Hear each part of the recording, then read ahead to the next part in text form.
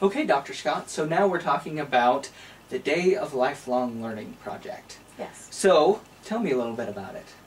The Day of Lifelong Learning is merely for you to be able to see the different times in which, in one 24-hour period, you are both teacher and learner. Okay. And how many times we actually go back and forth Sure. in those two roles. Okay, so does it need to be any specific day? Should I wait until I've got some important training to happen, or what day should I choose for this to happen? I think choose an ordinary day. Oh, okay. Just any day that's a 24-hour period where you can keep track of the events that happen in the day. Okay. So that you can record those times in which you are teaching something. And it could be teaching something to your child or your wife or your office mate or your co-worker.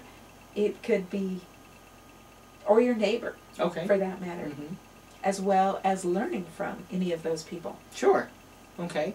So this is going to be similar to a journal or a diary of what you're going to do for that entire day. So you'll keep track of different points during the day that you've learned or you've taught, and so on. And Yes. those also need to be defined by formal, informal, and non-formal. That's correct. What are the definitions of those? Okay. And actually have maybe a format where you can even record whether it was formal, Okay. that you were the teacher or the learner. Mm-hmm. So you've got the time frame, Okay. the teacher and what you were doing, Sure. and whether you were the teacher or the learner, Mm-hmm. and whether in that teaching or learning it was formal Mhm. teaching or learning, non-formal, or informal. Okay. Okay? And so the definitions. Formal learning Mm-hmm. is learning where there is a curriculum, Mm-hmm. a syllabus, and it is for credit. It is for a degree, going to be Okay. transcripted Mm-hmm. and supported or sponsored by higher education. Okay. So that is, or post-secondary. Sure. So that is going to be how you would define formal. Formal learning. This Mhm. class is formal learning, regardless of whether a student is reading under a tree. Mm-hmm. It's still formal learning. Okay. Okay, and so you might even have that in as part of your day, that you Mhm. were reading the chapter. Okay. But you might be reading the chapter while waiting for your daughter who's taking dance lessons, Mm-hmm. or some other time when it doesn't seem like it's formal learning. It still is formal learning. Right. Okay, and non-formal learning Okay. might be, again, something that has a formal agenda, a formal curriculum, Okay. but isn't necessarily going to be transcripted. Okay. For example, a training that Mhm. you're doing at work that might be a safety training, not just a safety meeting, Mm-hmm. but a safety training, Okay. where you are going to have to go for maybe a week, Mm-hmm. and there's a specific agenda that you need to follow, Okay. but it's not going to be transcripted. Sure. It's not for degree seeking. Mm-hmm. The same is if you're taking an Excel class, Oh, sure.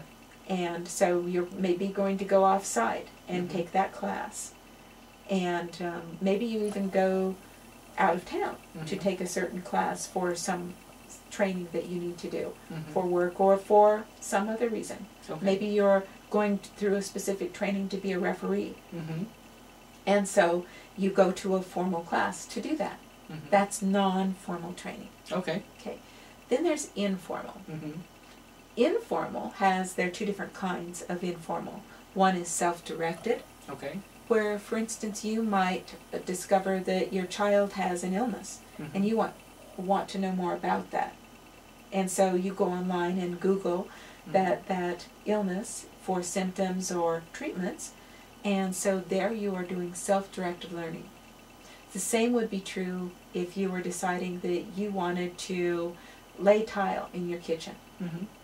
And so you search online to find out, or you go to the library to get a book, Mm-hmm. or go to Barnes & Noble to get a book, or you talk to your friend Mm-hmm. who is a professional tiler. Sure. and so you're going to learn how to do this, to do it yourself. That's self-directed learning. Okay. But now, if, for instance, in the corridor at work, someone is discussing laying tile, and that you need to have a special tile cutter that is going to be cutting with water.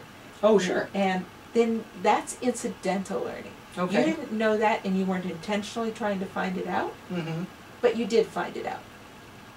And that's incidental learning.